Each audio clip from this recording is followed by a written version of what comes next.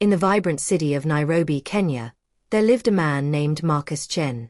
He was one of the wealthiest tech entrepreneurs in East Africa, owning software companies in Nairobi and Kampala. His luxury sedans gleamed in the sun, his penthouse touched the clouds, and he counted presidents and ministers among his dinner guests. But behind the fortune stood a man with a heart of ice.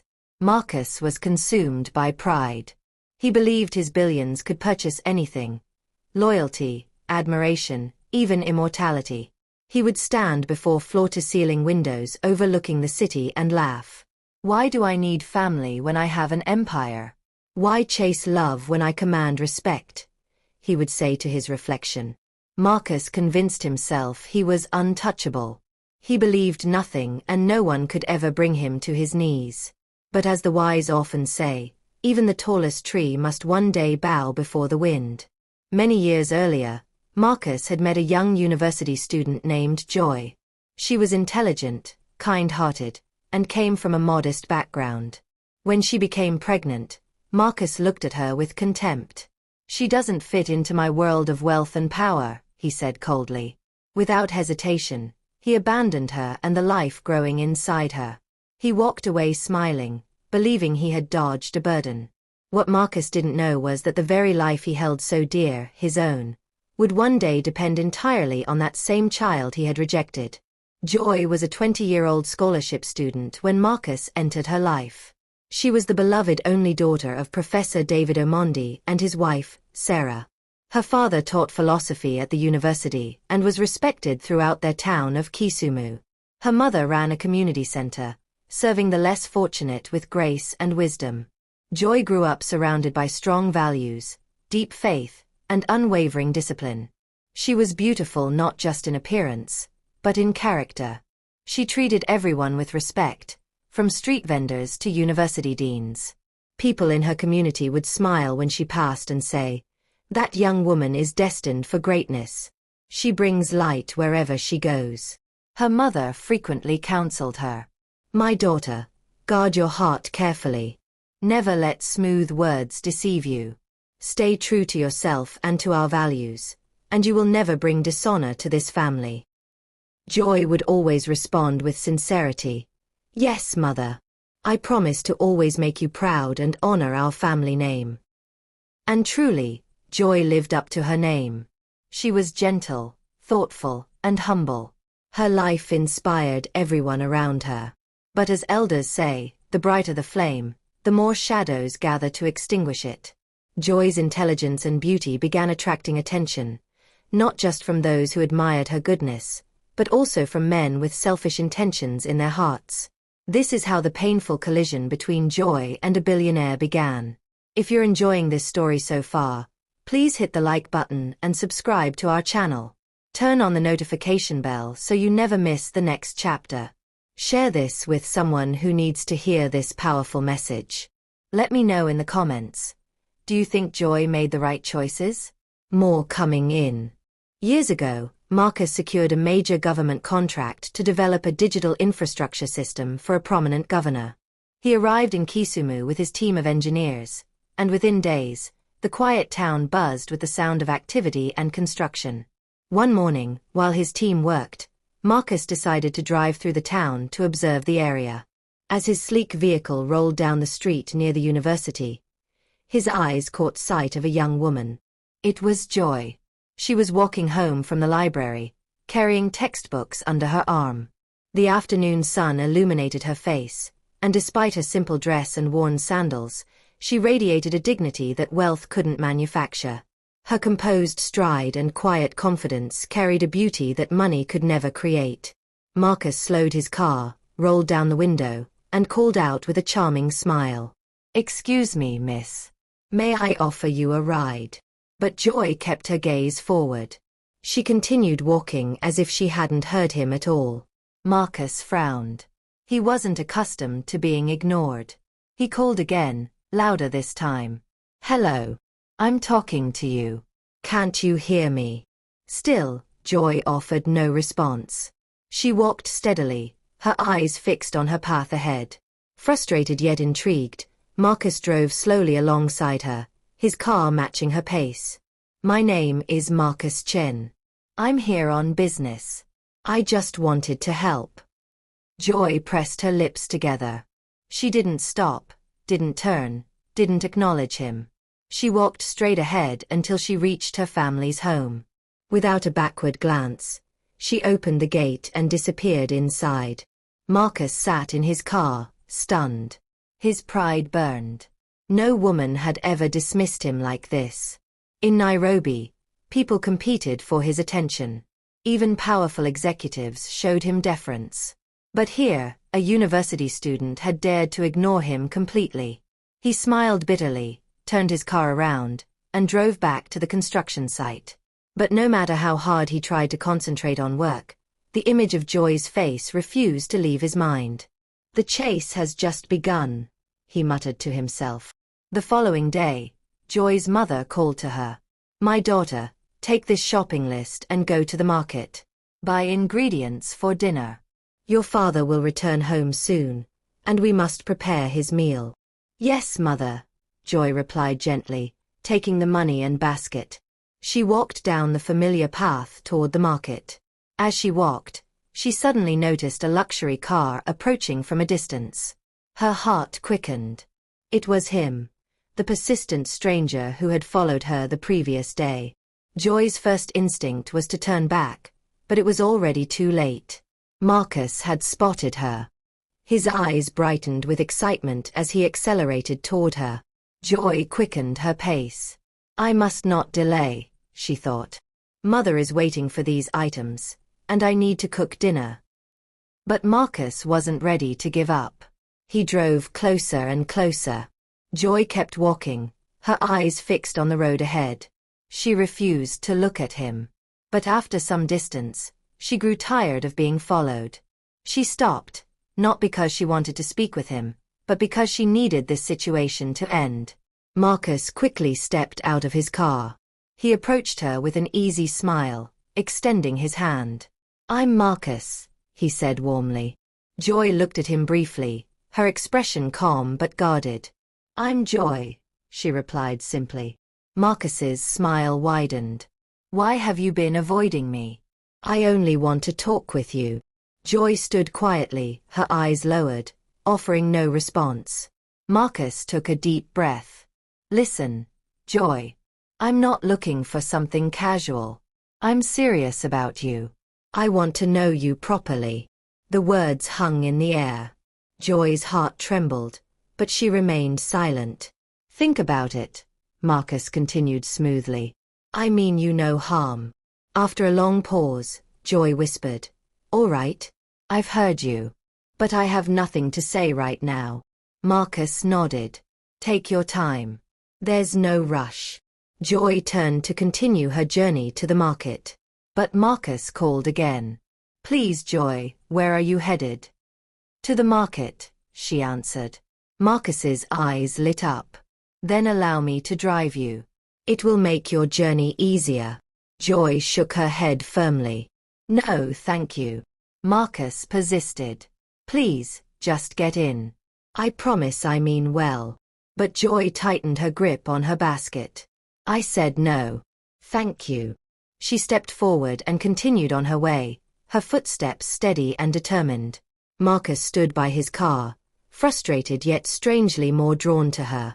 He watched her walk away, wondering why this young woman was so different from everyone else he had ever encountered. In that moment, Marcus made a silent promise to himself. This woman, I must have her. But Joy's heart remained guarded. She walked on to the market, unaware that this encounter would change the course of her entire life. An hour later, Joy returned from the market with her basket full. She went into the kitchen, prepared dinner, and served her parents. Yet even as she worked, she couldn't shake thoughts of the man she had encountered again that day. The way he dressed, his confident voice, the respectful way he spoke to her, it all stayed in her mind. No man in Kisumu had ever called her beautiful the way Marcus did. No one had ever spoken to her with such apparent sincerity.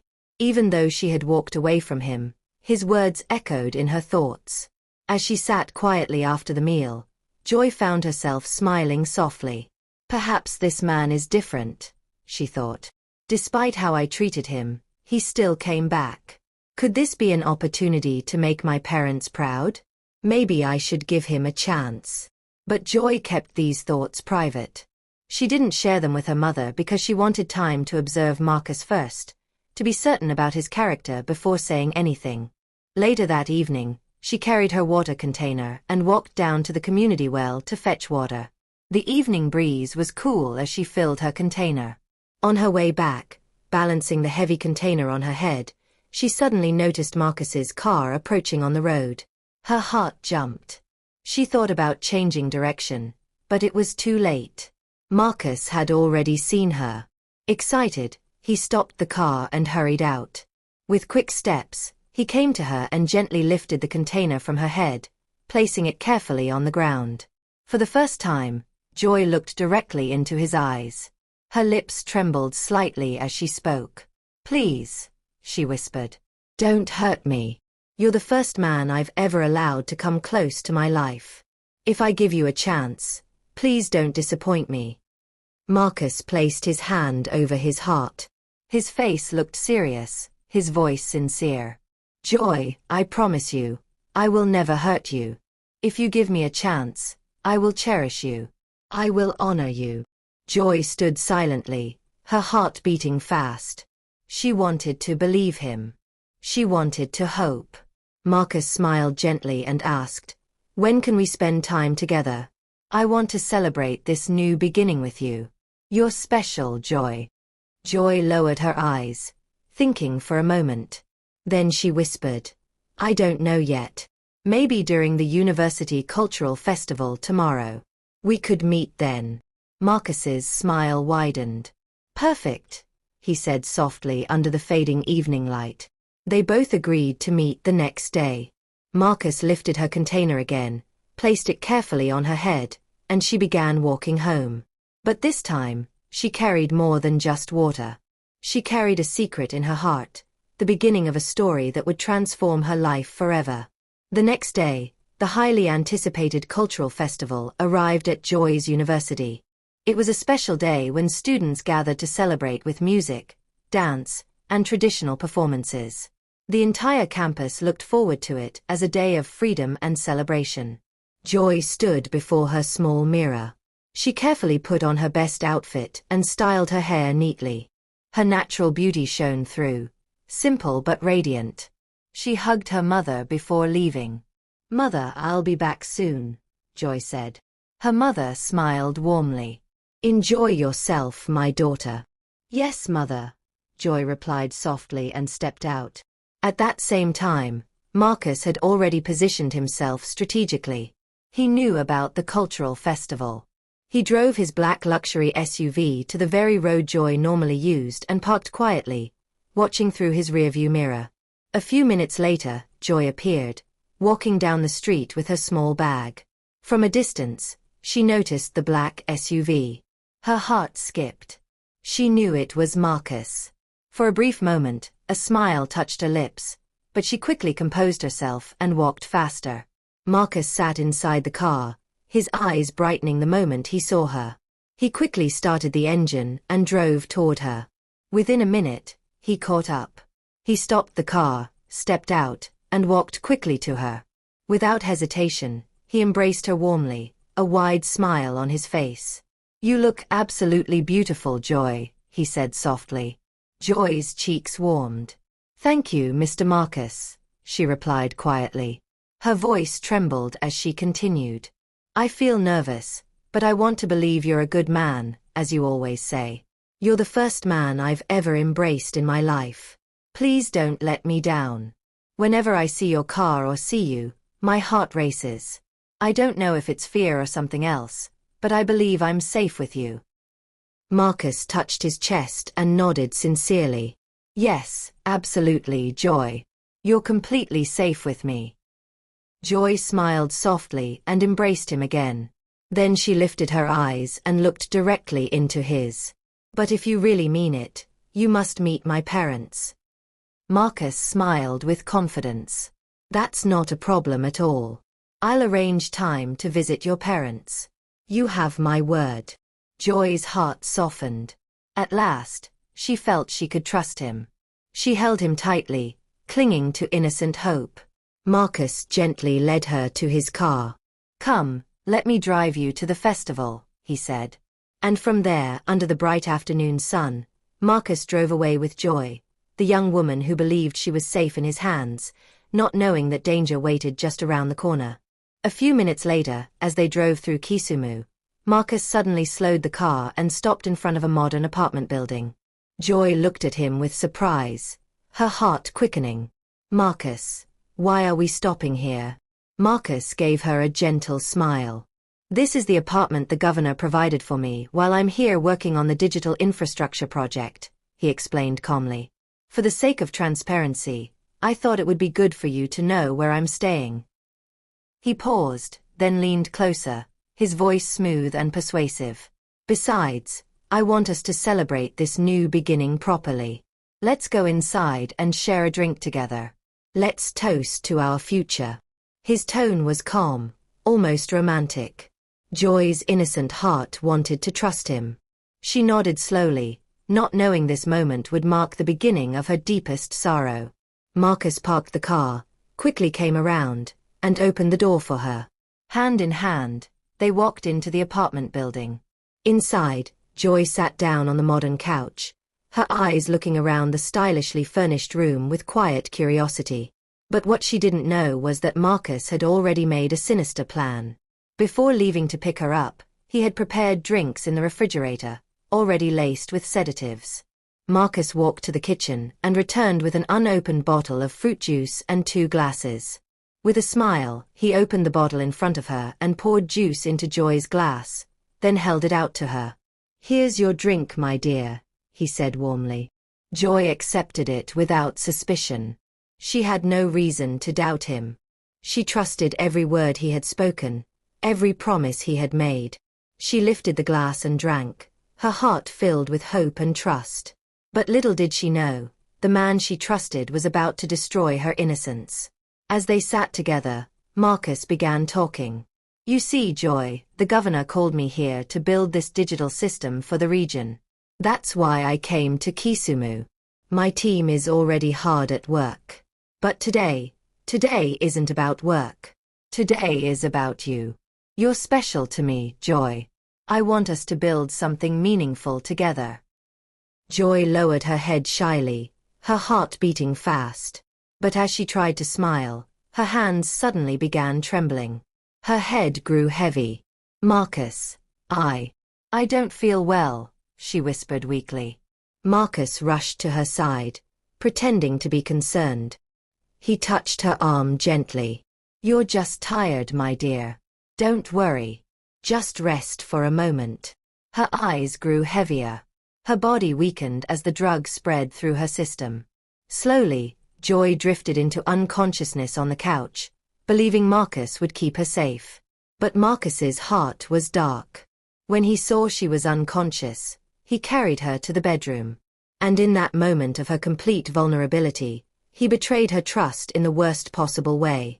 Hours later, Joy stirred. Her head pounded. Her body felt strange. She opened her eyes slowly and whispered, How did I get here?" Her voice shook as she slightly pulled back the blanket. Her eyes widened in horror. Tears immediately filled her eyes as her chest tightened.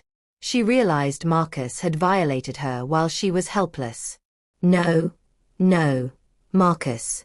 What have you done to me?" She cried bitterly, her tears flowing freely. The evening sun streamed through the window, but Joy's world had turned completely dark. Her trust, her innocence, her peace, all had been shattered. Marcus stood by the table holding a large envelope. Inside was his business card and a significant amount of money. He placed it near her on the nightstand and said coldly, "Use this to take care of yourself." "I'm sorry." Joy lifted her tearful eyes, her voice shaking with anger and pain. "Is this what you think I am? You think money can fix this, Marcus? I will never forgive you." But Marcus said nothing more. He turned and walked out, leaving Joy completely broken. Moments later, Joy walked slowly back to her family's home, tears streaming down her face. She hid the envelope in her bag, bitter and deeply ashamed. Her heart whispered to her conscience, "My instincts warned me. I should have listened." At that moment, she knew the painful truth. Marcus had never truly loved her. But she couldn't tell her mother. She carried her pain in complete silence, fearing the shame it would bring to her family. For weeks later, Joy sat alone in her bedroom, holding her stomach. Her face was pale and her eyes were filled with fear. She whispered to herself, "Oh Lord, I've missed my cycle. I hope it's not what I'm thinking." The thought troubled her so deeply that the next morning she decided to go check on Marcus at the apartment where he had taken her that devastating day. She walked there with trembling steps, her heart pounding. But when she arrived, Marcus was nowhere to be found. The neighbors told her he had left days ago, gone back to Nairobi.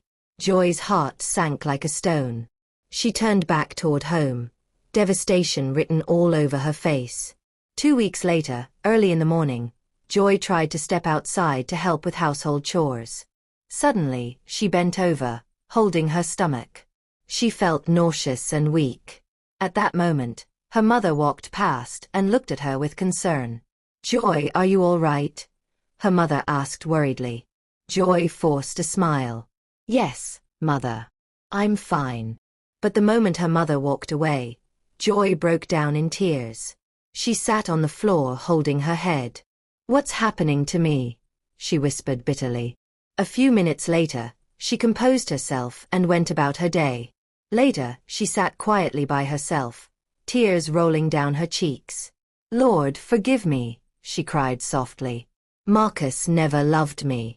What have I done to myself?" Meanwhile, back at home, her mother went into Joy's room to tidy up. As she folded her daughter's clothes, something fell from the wardrobe, a brown envelope. Curious, she opened it. Inside, she found money and a business card with Marcus Chen's name and contact information boldly printed on it. Her eyes widened in shock. She sat down heavily on the bed, her hands shaking. "What is my daughter hiding from me?" she whispered. When Joy returned home later, her mother was waiting for her, eyes sharp with questions. "Joy," her mother asked softly but firmly, "what are you hiding from me?" Joy froze. Before she could answer properly, a wave of nausea hit her. She dropped what she was carrying, ran to the bathroom, and began to vomit. Her mother rushed to her, voice trembling. "Joy, tell me the truth. Are you pregnant?" At that moment, Joy fell to her knees, crying bitterly. "Mother, I'm so sorry. I was deceived by a man I trusted." Her mother's eyes filled with tears. "Deceived?" she whispered in shock. "Yes, Mama," Joy sobbed. "He promised to marry me, but he tricked me. He gave me something that made me unconscious. When I woke up, everything had changed. I'm so sorry." Her mother knelt beside her, her heart breaking into pieces. "Oh, Joy, why didn't you tell me? Why did you keep this from me?" "I was afraid," Joy wept. "I thought you would hate me." That afternoon, Sarah took Joy to the small health clinic in their town. The doctor examined her carefully. After a few minutes, he sighed and looked at Joy's mother with sympathy. "Madam," the doctor said gently, "your daughter is pregnant." Joy covered her face with her hands, crying uncontrollably. Her mother held her tightly, her own heart torn apart, knowing their lives would never be the same again. That night, when Professor David returned from the university, the house was unusually quiet. After dinner, Sarah sat beside him, her hands shaking. She looked into his eyes and whispered, "My husband, our daughter Joy, she's pregnant." The moment her father heard those words, his eyes widened in absolute shock. He turned sharply to Joy, his face burning with anger and disappointment. "What am I hearing?" he thundered. "You're pregnant? Joy, who is responsible?" Joy trembled violently. Her lips quivered, her eyes filled with tears. She fell to her knees. "Father, I was deceived," she stammered. "A man promised to marry me. I believed him." "Who is this man?" her father shouted, his fists clenched. "Tell me now." Joy's voice broke. Marcus Chen, she whispered. The tech entrepreneur who was contracted for the governor's digital project. Her father's eyes widened further, his face hardening with fury. Marcus Chen, he repeated slowly. A stranger? A man from the city? Joy wept bitterly. He drugged me, father. He took advantage of me while I was helpless. Please, father, forgive me. Her father stood up in rage, his voice shaking the entire house. Joy, you have brought shame to my name, to this family, to my position at the university. I give you only 2 days. Bring this man here to face me, or else pack your belongings and leave my house. No, father, please. Joy cried, stretching her hands toward him desperately. Where will I go? Don't send me away. But her father turned his back and walked into his room, slamming the door with tremendous force. Joy collapsed completely on the floor, wailing. What have I done to myself? My father doesn't want to see me anymore. She remembered her mother's repeated warnings. Never trust smooth-talking men. But it was too late. The damage was done. That night, Joy sat alone in her room, thinking desperately. Then she remembered the envelope Marcus had given her. She had never fully examined its contents. With shaky hands, she opened her wardrobe and pulled it out. Inside, she found a bundle of money, 200,000 Kenyan shillings, and his business card with his Nairobi office address printed clearly. Her eyes widened. So this is what I've been keeping all this time, she whispered through her tears. She clutched the money to her chest. Maybe this can help me find him in Nairobi. Father has given me only 2 days, and I can't even reach Marcus here. Oh Lord, what should I do? Her heart was heavy with bitterness and fear. That night, she made a painful decision, to go search for Marcus in Nairobi. The next morning, while the household still slept, Joy quietly packed a small bag. She looked around her room one last time, tears streaming down her face. Goodbye, Mother. Forgive me, she whispered into the darkness. Then she slipped out of the house as the first light of dawn began to break. At the bus station, she boarded a matatu heading to Nairobi. The journey was long and uncomfortable, and Joy sat by the window watching the landscape change, her hand protectively over her stomach, tears occasionally falling. Hours later, when Sarah went to check Joy's room, she called her name but found the bed empty. At first, she thought Joy had gone to fetch water or run an errand, so she waited patiently. But Joy never returned. Her heart began to beat fast with panic. She ran to her husband's study. David. Joy is not in her room. At first, I thought she went to the well, but she's not there. I checked again. Her clothes are gone. Professor David stood frozen, his face going pale. For a moment, he said nothing, the weight of his harsh words from the previous night crashing down on him. Oh my God, Sarah cried, falling to her knees. Where could she have gone? Her father finally spoke, his voice heavy with regret he tried to hide. She has chosen her path, he said stiffly. Let her go. But deep inside, even as he tried to appear strong, his heart was breaking into pieces. He wondered if his anger had driven his only daughter away forever. And so, Joy left a childhood home behind, walking into a completely uncertain future, carrying only her tears, her shame, her unborn child, and the envelope that held both money and profound pain. By 8 o'clock that evening, Joy arrived in Nairobi. With her small bag balanced on her head, she stood at the chaotic bus station, staring around the massive, intimidating city.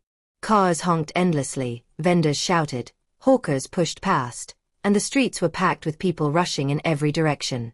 For the first time in her life, she felt utterly lost and alone. Her stomach growled painfully. Hunger struck her hard. Slowly, she walked through the busy street looking for food. At last, she spotted a small roadside food vendor with a wooden cart and a dim lamp. Good evening, Mama, Joy said softly, placing her bag on the ground. Please, may I have some ugali and sukuma wiki? The woman smiled kindly at her. How much do you want, my daughter? Joy opened her small handbag with shaking hands. She paid and collected a plate of food. Quietly, she sat on a low stool, eating slowly as tears filled her eyes. She thought of her mother and father and wondered if they had noticed her absence yet, if they were worried, if they even cared. After eating, she wiped her face and looked at the vendor woman. She brought out the business card Marcus had given her. With desperate hope in her eyes, she asked, "Please, Mama, do you know this address?" The woman took the card, examined it carefully in the lamplight, and nodded. "Yes, I know this area. It's not far from here. Take a taxi, and they'll drop you there." Joy's heart leapt with a mixture of fear and hope. She smiled faintly. "Thank you, Mama. Thank you so much." She waved down a taxi, entered carefully, and showed the driver the card. The man nodded knowingly. "I know the place." Joy clutched her bag tightly, her heart filled with mixed emotions. Fear, anxiety, and a tiny spark of hope that maybe, just maybe Marcus would do the right thing. When the taxi arrived at the address, it was already late at night. Joy stood before an imposing gate, taller and more intimidating than anything she had ever seen in Kisumu. With trembling hands, she knocked tentatively. A security guard opened the gate halfway, looking her up and down with obvious suspicion. "Who are you looking for? What's your name?" Joy swallowed hard, her voice barely above a whisper. "I am Joy. I come from Kisumu. Please, I'm looking for Marcus Chen." The guard raised his eyebrows skeptically. "Wait here," he said curtly, shutting the gate firmly in her face. He went inside the impressive mansion and found Marcus seated in his home office, reviewing business documents with a glass of expensive wine nearby. "Sir," the guard said carefully, "there's a young lady at the gate. She says her name is Joy. She comes from Kisumu and is looking for you." Marcus froze for a long moment, his face hardening. Then his eyes turned ice cold.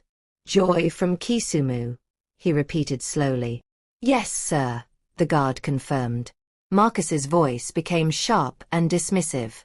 "I don't know anyone called Joy. And listen very carefully. If you let any stranger onto this property, you'll lose your job immediately. Do you understand?" The guard nodded quickly and returned to the gate. He opened it just slightly, his face now hard and unfriendly. "My boss says he doesn't know you. Leave now before I call the police." Joy's eyes widened in complete shock and disbelief. "Please," she begged, her voice breaking with desperation. "Tell him it's Joy. He knows me. Please, just tell him again. Please." But the guard shouted harshly, "I said leave now." He slammed the gate shut with tremendous force and locked it loudly. Joy stood there completely frozen, as if her legs had turned to stone. Tears rolled down her face as she whispered brokenly, "Oh God, even Marcus has rejected me. Even him." She turned slowly, her feet weak, her chest feeling like it would cave in. She walked back down the quiet Nairobi street, not knowing where to go or what to do next. After walking aimlessly for a while, she waved down another taxi and told the driver to take her back to where she had earlier bought food, the only familiar place in this vast, cold city. When she arrived, the street was much quieter now. Beside the vendor's cart was an empty space against a closed shop, dark and unwelcoming. Joy sat down there on the cold pavement, hugging her bag tightly. She thought about how Marcus had once spoken to her with such sweet, convincing words.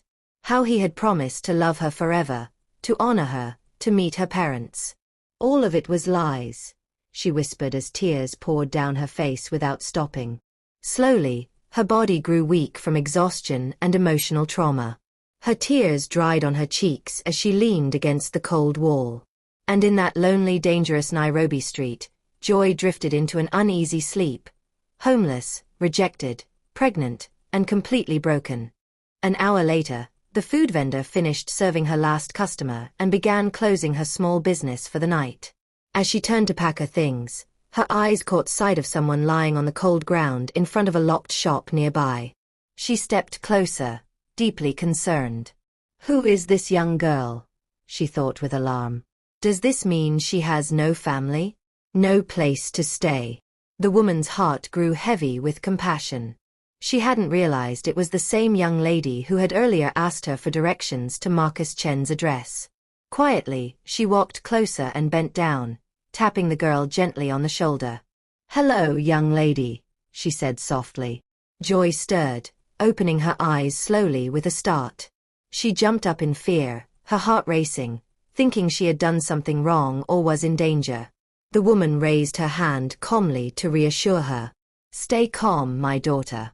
But tell me, what are you doing here?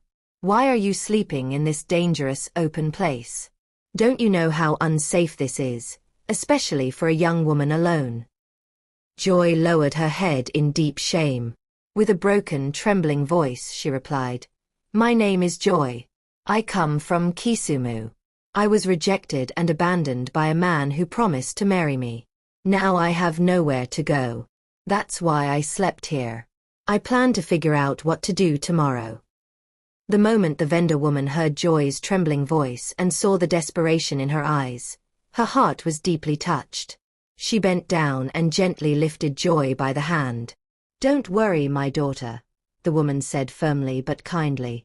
"Stand up. Take your bag. Come with me.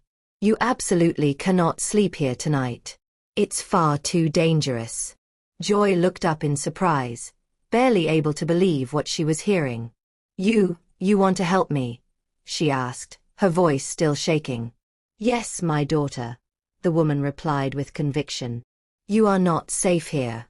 Come, let's go to my home." Slowly, Joy stood up, her tears flowing again, but this time not from pain, but from overwhelming relief and gratitude. That night, she found unexpected favor in the eyes of a complete stranger. A guardian angel had appeared when all hope seemed lost. But at that same hour, far away in his luxurious mansion, Marcus sat on his bed, restless and unable to sleep. The security guard's words kept ringing persistently in his ears. "A young lady says her name is Joy. She comes from Kisumu." Marcus leaned back against his headboard, staring at the ceiling, his mind racing. "What is she doing here in Nairobi? How did she even find my address?" he muttered to himself in the darkness. He had completely forgotten that the envelope he gave her back in Kisumu contained both money and his business card with his full address. His chest tightened uncomfortably. His thoughts grew darker and more defensive. He told himself firmly, "But I already gave her money. I owe her absolutely nothing more. Nothing." But he didn't know that their last encounter had consequences he never imagined. He never realized that his actions had planted a seed that would one day grow into something that would change everything. Still, his heart remained hardened like stone. To Marcus, Joy was just a naive village girl who could be silenced with cash. To him, everything in life was about money and power. Nothing else mattered. But no matter how hard he tried to push the thoughts away and return to his normal life, one name refused to leave his mind, haunting him in the quiet darkness. Joy. Joy now lived with the kind woman named Rose who had rescued her on that desperate night when she had nowhere to sleep. From that day forward, Rose treated Joy like her own daughter, showing her unconditional kindness. Every morning, Joy followed Rose to her small food vending business where they sold ugali, sukuma wiki, beans, and githeri to workers and students in the busy Nairobi neighborhood. Joy helped wash dishes, clean tables, and serve food to customers with a gentle smile. Though her stomach was growing heavier with pregnancy each week, she worked with genuine gratitude. At least now she had found shelter, kindness, and food to eat. She no longer cried herself to sleep every night. One morning, as Joy bent to lift a heavy pot of water, she suddenly placed her hand on her stomach and cried out in pain, nearly losing her balance. Rose rushed to her side immediately, steadying her. "My daughter, stop. You are already in your 6th month. You must not be doing such heavy work anymore. Think of the baby." Joy shook her head gently, trying to smile through the discomfort. "Mama Rose, please let me help you. I don't want to just sit at home doing nothing. I feel safer here with you than staying alone in the house with my thoughts." Rose touched her shoulder affectionately and smiled softly. "All right, my daughter, but But you must be very careful. I don't want anything to happen to you or that precious baby. And tomorrow, we absolutely must go to the clinic for a proper checkup. You need to be strong and healthy for the child you're carrying." From that day forward, Joy felt a peace she had not known for many months. For the first time since Marcus betrayed her trust, she felt genuine motherly love again. No more endless crying at night in darkness and fear. She finally had someone who truly cared about her welfare. The next day, Rose took Joy to a community health clinic. The nurse examined her carefully and smiled warmly. "Your baby is healthy and developing well," the nurse said encouragingly. "You have only about 3 months left before delivery." Joy breathed out in genuine relief for the first time in months. She smiled, truly smiled, for the first time in a long while. "Thank you, Mama Rose. Thank you for everything you've done for me." When they returned to Rose's modest home, both women were happy and relieved. But later that night, as Joy lay on the small mattress Rose had provided, her thoughts inevitably drifted to her parents back in Kisumu. She remembered her mother's kind, loving face and her father's stern but caring voice. Guilt swept over her heart like a wave. She whispered into the quiet night, "Mother, Father, wherever you are, please forgive me. I never meant to bring such shame to our family." 3 months later, in the middle of a quiet night, Joy woke up suddenly with sharp, intense pains shooting through her stomach. She clutched her belly and cried out, her voice trembling with fear and pain. Rose rushed into the small room and found Joy struggling to stand, holding both her stomach and lower back, breathing hard and fast. "My daughter, what is it?" Rose asked, fear filling her voice as she saw Joy's distressed face. Joy groaned, her eyes wide with tears and panic. "Mama Rose, I think it's time. The pain is too much. Please help me." Rose's hands trembled momentarily, but she forced herself to stay strong for Joy's sake. She quickly tied her wrapper securely around her waist, then ran outside to find a taxi in the dark streets. Fortunately, she found one quickly. She rushed back inside, helped Joy slowly to her feet, and said reassuringly, "You will be fine, my daughter. Stay strong." Then she carefully helped Joy into the taxi, supporting her weight. The taxi driver sped through the quiet Nairobi night as fast as he safely could. Joy leaned heavily on Rose's shoulder, groaning with each contraction. When they reached the hospital, nurses rushed out with a wheelchair and immediately took Joy straight into the delivery room. Rose sat anxiously in the waiting area, praying silently. After what felt like an eternity, the powerful cries of a newborn baby filled the hospital ward. Joy, exhausted but smiling through her tears, looked down at the tiny life in her arms, a beautiful, healthy baby girl. Tears of joy and relief rolled down her cheeks as she whispered, "Thank you, Lord. Thank you. My child is here safely." Moments later, Rose rushed into the room after receiving permission from the nurses. The moment her eyes fell on the baby, her heart leapt with pure joy. She lifted her hands, clapped them together, and danced right there in the small hospital room. With tears of happiness streaming down her face, she cried out, "God, I thank you. Thank you. My daughter is safe, and this beautiful angel has entered the world." Joy smiled weakly, exhausted but happier than she'd been in months. "Mama Rose, I want to name her Lily. She represents new life and hope for me. She has brought unexpected joy into my broken life." Rose touched Joy's head gently and whispered with emotion, "My daughter, she will grow and bring even more light and blessings into your life. You'll see."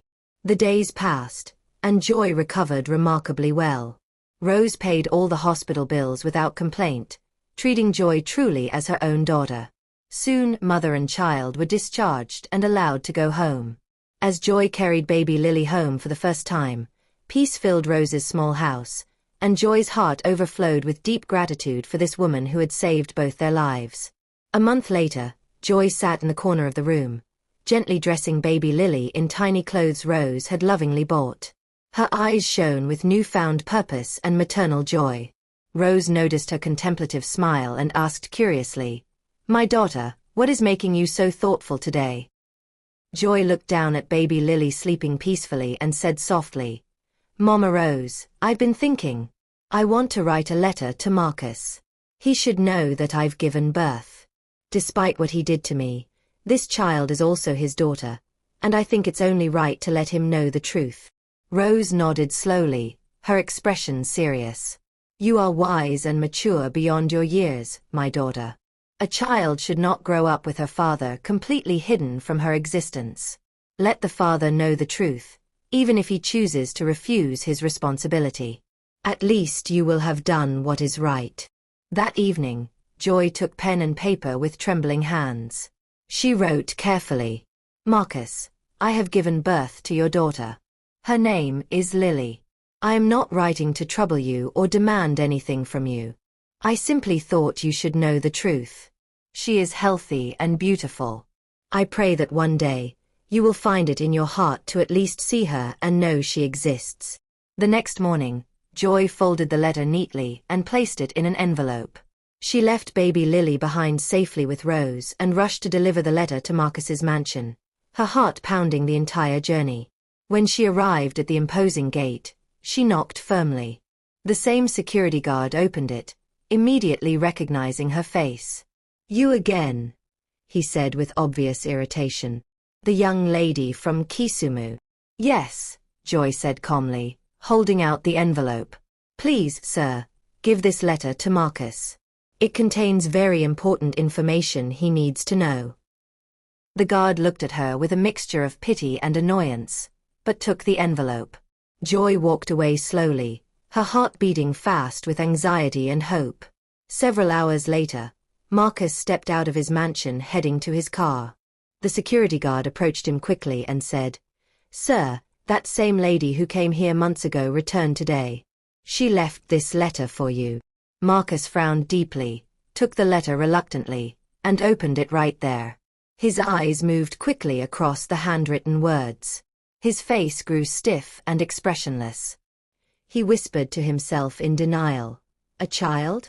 She says she gave birth? No, this cannot be true. This is impossible." He folded the letter tightly in his hand, anger and fear flashing simultaneously in his eyes. "She wants to trap me.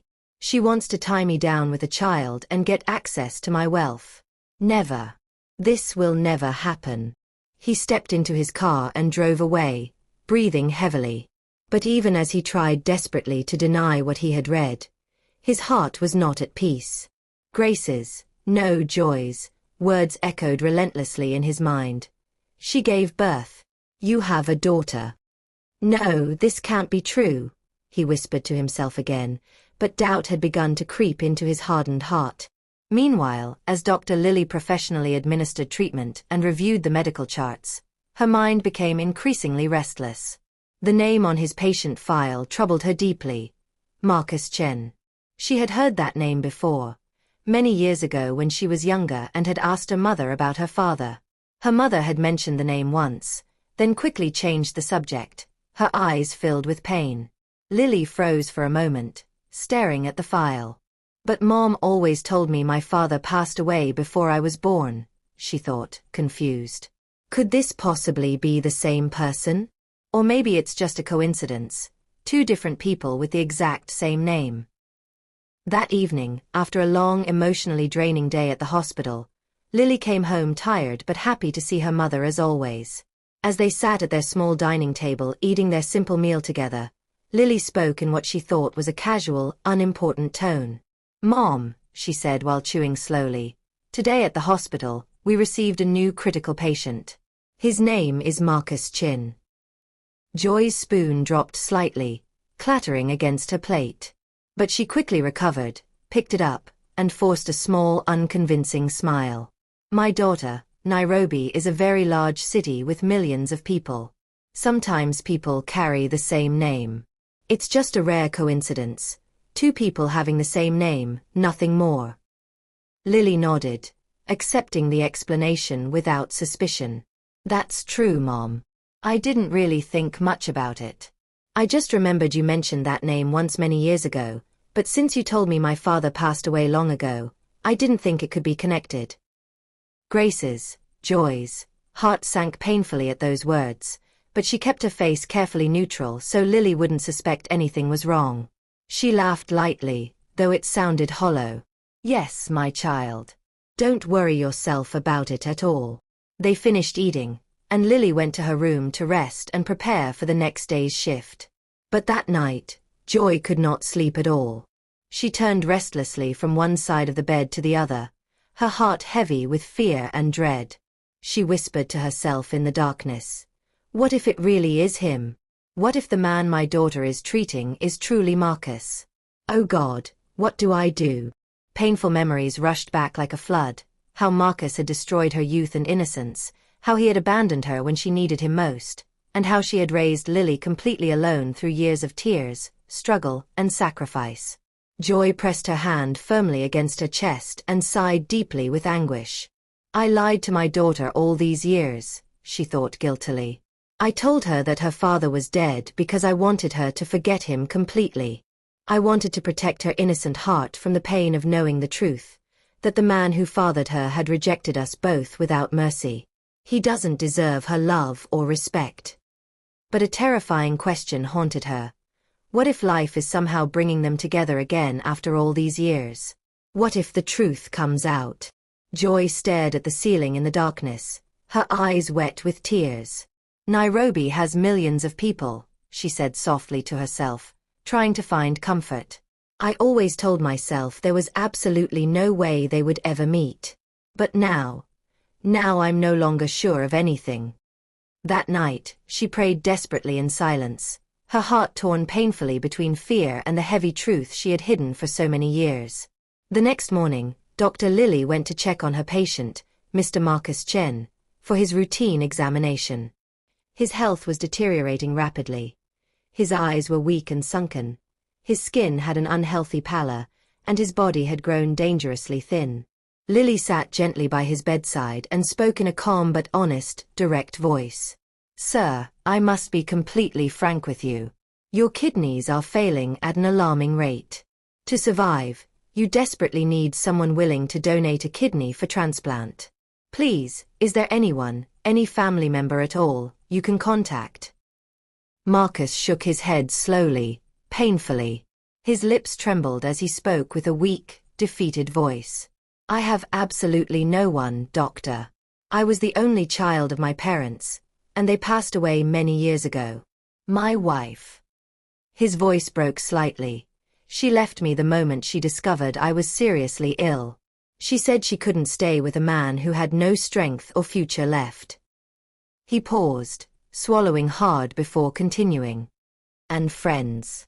The few I thought I had all disappeared completely when they learned about the severity of my illness and realized I might need a donor. I suppose they left beforehand to avoid any uncomfortable requests."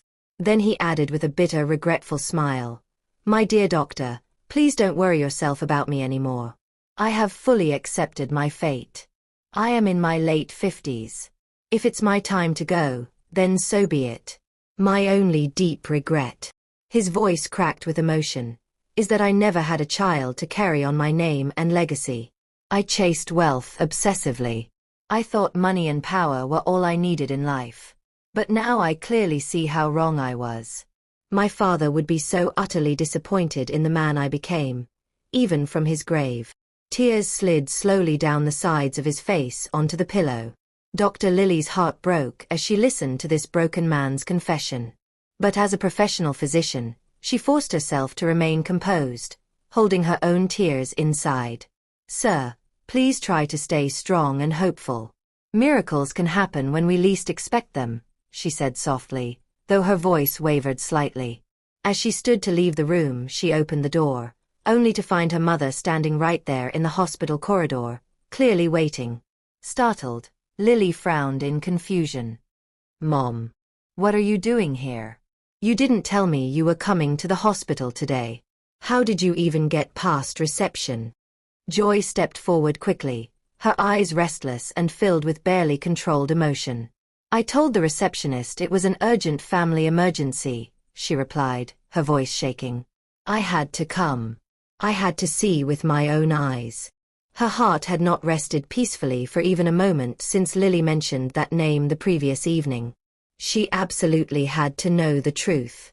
Joy brushed past her surprised daughter and walked straight into the hospital room.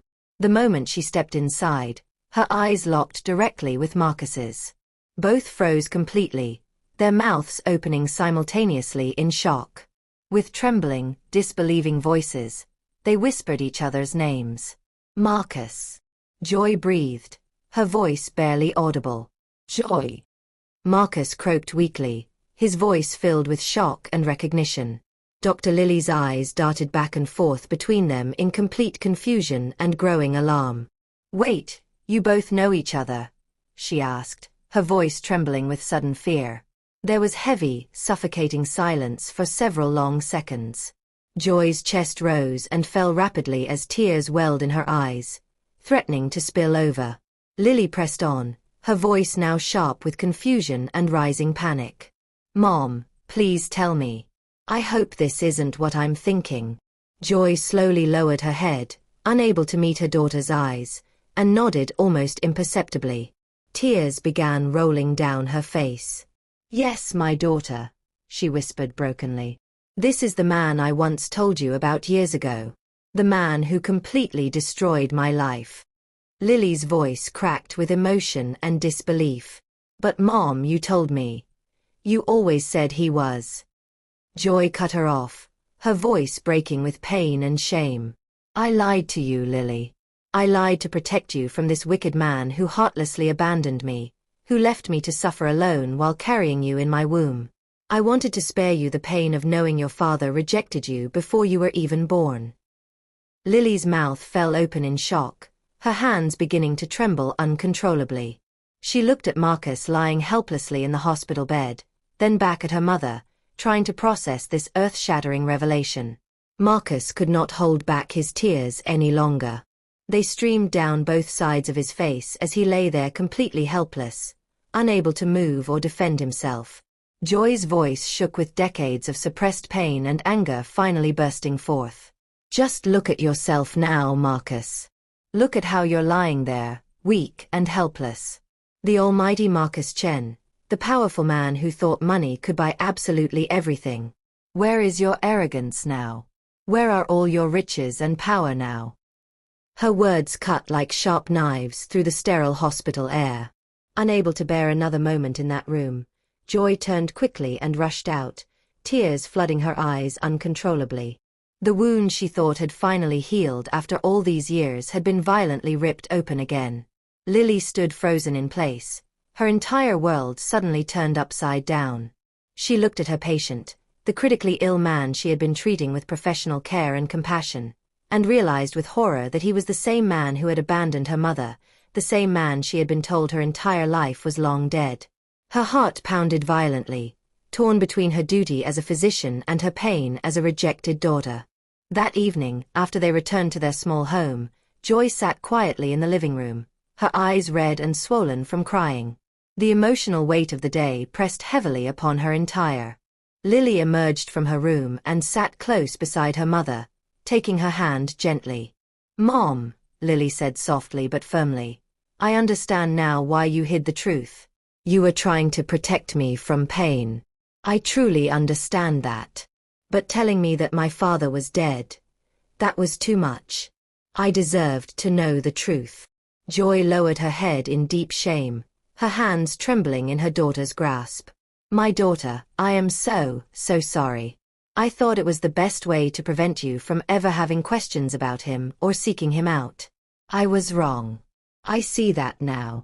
Lily gently squeezed her mother's hands, holding them tightly with love. Mom, please listen to me carefully. There is absolutely nothing you could ever do in this life that would make me stop loving you or make me truly angry with you. Your countless sacrifices have far outweighed any mistake. You gave up your entire youth for me. You raised me alone when no one stood by your side. You are my hero, Mom.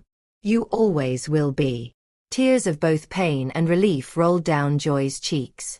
She smiled faintly through her tears, grateful for her daughter's unconditional love. But Mom, Lily continued seriously, There's something I've decided after thinking deeply about this all day. I can't sleep at night anymore knowing what I know.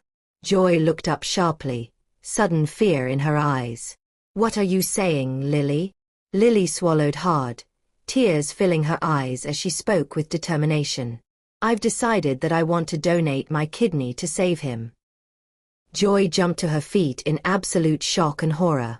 Over my dead body, she cried, her voice breaking with emotion. Never. I will never, ever allow that. You want to risk your life, share your very body with a man who never cared about your existence? The same man who abandoned me in shame and never looked back? No. I will not watch you do this. She paced the floor frantically, crying and yelling, her wrapper swaying as she walked in distress. Mom, please. Lily pleaded, standing to embrace her. Please stop and listen. We don't have to become like him. If we let him die when we have the power to save him, then we're no better than he is. Don't you see? Joy pulled away forcefully, tears streaming down her cheeks. So Marcus gets to eat his cake and still have it too? After all the pain, after all the shame, after everything? God, is this fair? Is this justice? Lily's voice shook with emotion, but she stood absolutely firm in her conviction. Mom, this isn't about him or what he deserves. It's about us.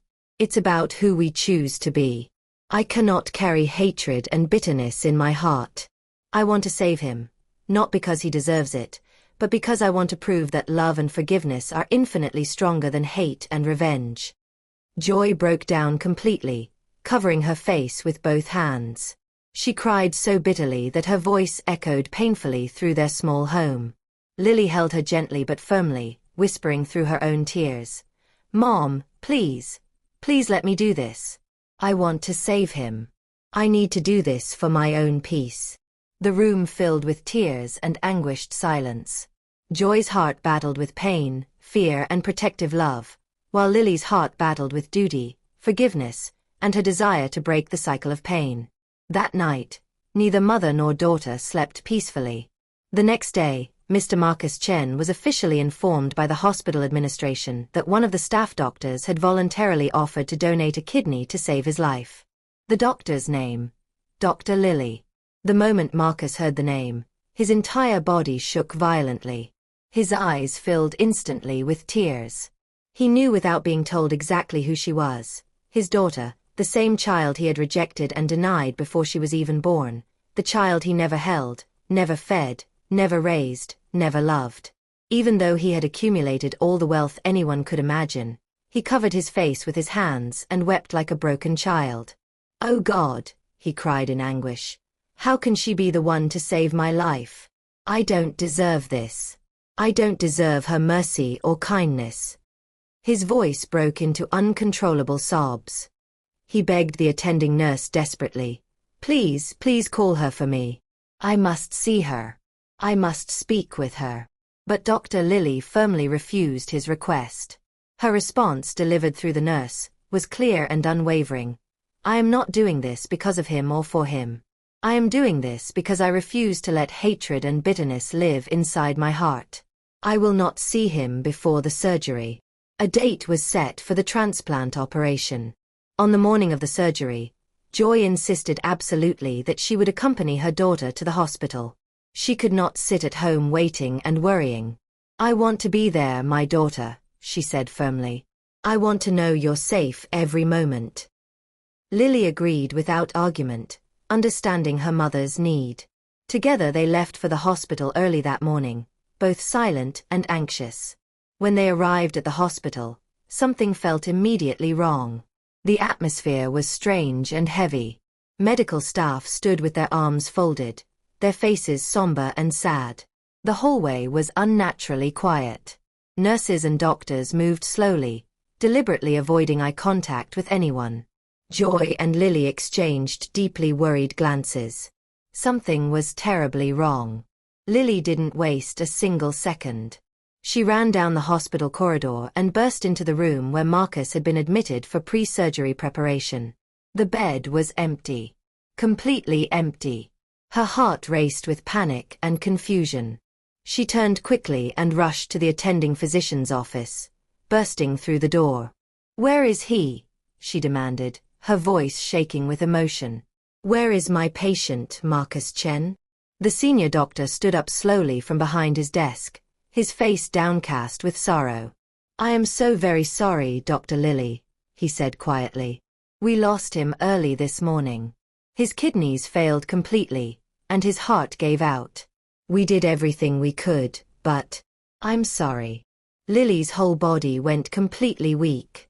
Her head felt dizzy and heavy. For a long moment, no words came out of her mouth. She simply stood there, frozen in shock and disbelief. She walked back slowly, one painful step at a time, until she reached where her mother stood waiting anxiously in the corridor. Joy stood up quickly, reading her daughter's devastated face. "My daughter, what happened? Where is he?" Lily's lips trembled as her eyes filled with tears. At last, she whispered brokenly, "He's gone, Mom. He died this morning. He's gone." Both mother and daughter held each other tightly and cried together in the hospital corridor. Not tears of hatred, but tears of loss, missed opportunities, and the tragic waste of a life lived selfishly. Joy stroked Lily's back gently, her own tears falling, and said softly, "It's all right, my precious daughter. You tried your very best. You were ready and willing to give him life, even when he gave us nothing. God has seen your pure heart, and that's what matters."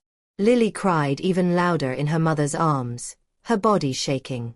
She didn't fully understand why her tears flowed so heavily. Was it pain? Was it pity? Or was it the deep, hollow emptiness of never having the chance to truly know the man who was her father? Never hearing him say he was sorry, never hearing him say he loved her, never having even one real conversation? 2 weeks after Marcus's death, Dr. Lilly received an unexpected phone call from a man who introduced himself as Marcus Chen's longtime personal lawyer. His voice was professional but carried an emotional weight. "Dr. Lilly," he said carefully, "before Mr. Marcus Chen passed away, he signed some very important legal documents. He specifically asked me to deliver this message to you and your mother personally." Lily's heart began to race. "What message?" she asked cautiously. The lawyer took a deep breath. "He willed everything he owned to both of you, his tech companies, his properties, his investment portfolios, his bank accounts. Everything now legally belongs to you and your mother. That was his final wish, documented and notarized." Lily dropped her phone in shock, her hands trembling uncontrollably. She picked it up quickly. What did you just say?" she asked, her voice barely above a whisper. The lawyer repeated patiently, "All of his assets, all of his businesses, everything he built over his lifetime now belongs to you and your mother, Dr. Lilly. That was his last will and testament. He was very clear about his wishes." Lily stood frozen for a long moment, then slowly walked to where her mother was preparing their simple evening meal. She whispered in disbelief, "Mom, after all the pain, after all the rejection and abandonment, he still left everything to us." Joy stood quietly, her eyes becoming wet with complex emotions. "Life has a strange way of turning things around, my daughter. But remember this always. No amount of money can ever replace the years of pain we endured, or give back what was stolen from us. However, we will use this unexpected gift wisely and with purpose." Their lives changed dramatically and forever from that day. From struggling to make ends meet, they suddenly had more resources than they had ever imagined. Though Lily was already doing well as a respected doctor, it was nothing compared to the vast wealth of a successful tech billionaire. But more than the wealth itself, what touched Lily's heart most deeply was the profound lesson she learned. Pain can unexpectedly transform into blessing. Bitterness can be overcome by choosing forgiveness. And sometimes, redemption comes not from the one who caused the pain, but from those who refuse to let pain define them. Not long after settling Marcus's estate, Joy made an important decision. "It's time," she said one evening to Lily. "It's time to go home to Kisumu. I need to see my parents before it's too late." Lily agreed immediately, and together they made the journey back to the place Joy had fled from so many years ago, pregnant, ashamed, and alone. When they arrived at the modest family home, Joy's elderly parents could hardly believe their eyes. Her mother embraced her tightly, crying uncontrollably. Her father stood back, tears streaming down his weathered face. Grace, Joy, broke down completely in tears. "Father," she sobbed, "I'm so sorry I left without telling you properly. I was young, terrified, and ashamed. But God kept me safe all these years. And this," she said, gently pulling Lily forward, "this is my daughter, Dr. Lily. The child I once thought would bring only shame has become my greatest pride and joy." Her father, Professor David, now retired and much older, shook his head slowly with deep regret. His voice trembled as he spoke. "No, my daughter. It is I who should be begging for forgiveness. I was far too harsh with you. I let my anger and pride blind me to your pain and fear. Please, can you ever forgive me?" Joy held his weathered hands tightly and wept. "I forgave you long ago, Father. All I ever truly wanted was your love and acceptance." Then Professor David turned to Lily, his granddaughter he had never met, and said with trembling emotion, "So you became a doctor, the very dream I once had for your mother. I now see it fulfilled in you, my granddaughter. You have brought tremendous honor to this family, and I am so proud." That day, the fractured family ate together, laughed together, cried together, and healed together. Joy felt a tremendous weight finally lift from her heart and soul. For the first time in more than 20 years, she felt truly whole again. As the sun set beautifully over the quiet village of Kisumu, Lily looked at her mother, her grandparents, and the simple home filled with love, and said softly with deep wisdom, "This is what family truly should be, not built on money or status or pride, but on unconditional love and genuine forgiveness." Joy smiled through her tears, her eyes shining in the fading golden light. "Yes, my daughter. You are absolutely right." And so the story ended, not with bitterness and revenge, but with healing, redemption, and restoration. The daughter once abandoned and rejected became the potential savior. The mother once shamed found lasting peace. And the family once broken was finally made whole again. Marcus Chen died alone, but in his final act, he acknowledged the truth he had denied for so long. Perhaps it was guilt. Perhaps it was genuine remorse. Or perhaps it was the universe's way of ensuring that even in death, he could not escape his responsibility. The money he left behind could never undo the damage he caused or restore the year's joy, and Lily struggled alone. But it became a tool for good in their hands. They used it to help other single mothers, to fund medical care for those who couldn't afford it, and to create opportunities for young people from struggling backgrounds. Lily often said to the young people she mentored, "My father taught me what not to be. My mother taught me what true strength looks like. And life taught me that who we become is always our choice, regardless of where we come from." Dear viewers, this powerful story teaches us several profound truths. First, that money, pride, and power may appear strong, but they can never replace love, integrity, and genuine human connection. Marcus abandoned Joy and their unborn child because of selfish pride, but in the end, that same child became the one who held the key to his very survival.